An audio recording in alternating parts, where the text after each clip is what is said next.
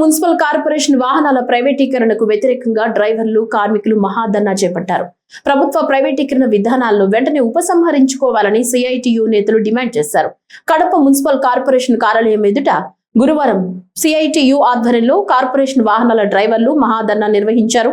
AP municipal workers and employees federation జిల్లా ఉపాధ్యక్షుడు కంచుపాటి తిరుపాల్ మాట్లాడుతూ, చంద్రబాబు ప్రభుత్వం కార్పొరేషన్ వాహనాలను ప్రైవేట్ పరం చేసే విధానాన్ని వెంటనే రద్దు చేయాలని డిమాండ్ చేశారు.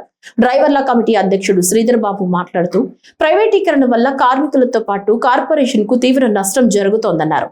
సహాయ కార్యదర్శి ఇత్తడి ప్రకాష్ మాట్లాడుతూ, సుప్రీంకోర్టు, హైకోర్టులు క్రమబద్ధీకరణపై ఆదేశాలు ఇచ్చినా పట్టించుకోకుండా కాంట్రాక్టర్లకు లాభాలు చేకూర్చేందుకే ప్రభుత్వం ప్రైవేటీకరణను ప్రోత్సహిస్తోందని విమర్శించారు.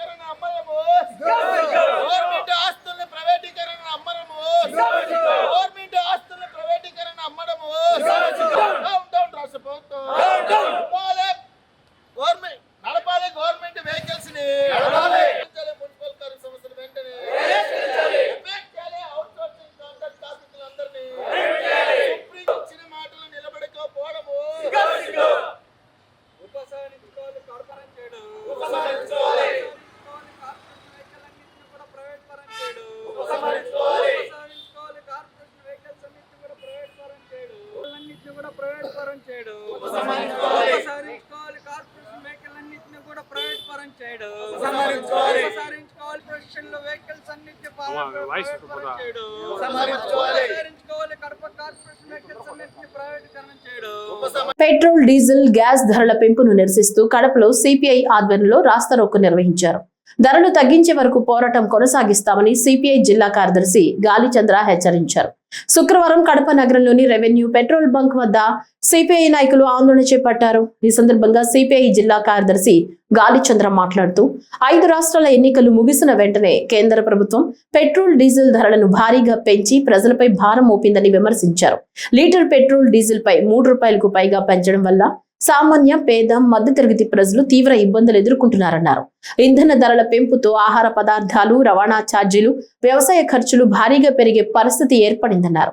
అంతర్జాతీయ ముడి చమురు ధరలు పెరగడం, ఇరాన్ యుద్ధ ప్రభావం, అమెరికా ఆంక్షలు వంటి కారణాలతో పరిస్థితి క్లిష్టంగా మారిందని పేర్కొన్నారు. అయినప్పటికీ కేంద్ర ప్రభుత్వం ముందస్తు చర్యలు తీసుకోవడంలో విఫలమైందని ఆరోపించారు.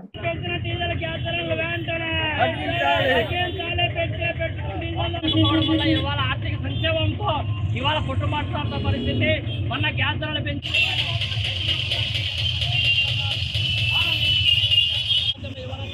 ఈ యొక్క డీజిల్, పెట్రోల్ ధరలు పెంచడం వల్ల ఇవాళ తీవ్రంగా ఆర్థిక సంక్షోభం నిలబడి ఇవాళ ప్రజలు